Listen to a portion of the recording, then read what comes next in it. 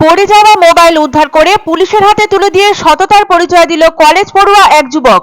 মালদা জেলার মহেশপুরের টোটো চালক কালীপদ সরকার রোজকার মতো এদিনও শহরে আসে টোটো চালানোর জন্য। অসাবধানতাবশত কোনো এক সময় তার পকেট থেকে মোবাইলটি পড়ে যায়।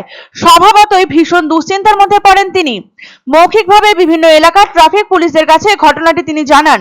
অবশেষে এক যুবক পড়ে থাকা মোবাইলটি উদ্ধার করে জমা দেন ফোয়ারা মোড়ের ট্রাফিক অফিসে। ট্রাফিক পুলিশ টোটো চালককে ডেকে মোবাইলটি তার হাতে তুলে দেন।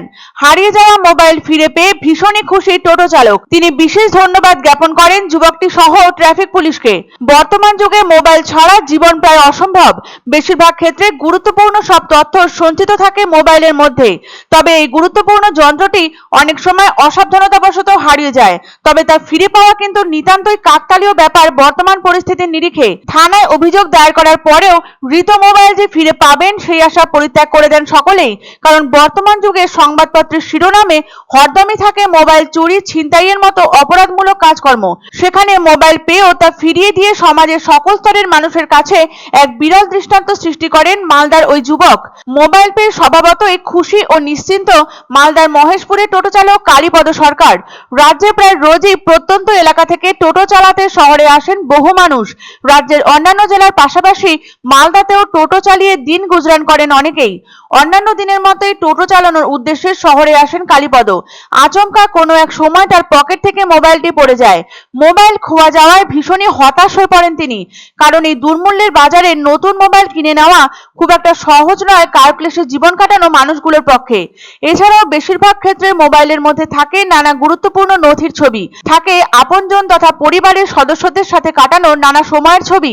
তাই মোবাইল হারিয়ে গেলে দুশ্চিন্তা ও মনক্ষুণ্ণ দুই হয়। আর এখন চুরি ছিনতাইয়ের ঘটনা উত্তরোত্তর বৃদ্ধি পাচ্ছে। মানুষ কার্যত দিশেহারা এক শ্রেণীর অসাধু ব্যক্তির এহেন ক্রিয়াকলাপে। কিন্তু খারাপ লোকের পাশাপাশি ভালো লোকও আছে সমাজে। তাদের সংখ্যা নিতান্ত হাতে গোনা হলেও তাদের সৎ মানসিকতায় এখনো উপকৃত হচ্ছে সমাজ। এরকমই এক সৎ ব্যক্তির সৌজন্যে আজ হারিয়ে যাওয়া মোবাইল ফিরে পেলেন মহেশপুরের টোটো চালক কালীপদ সরকার।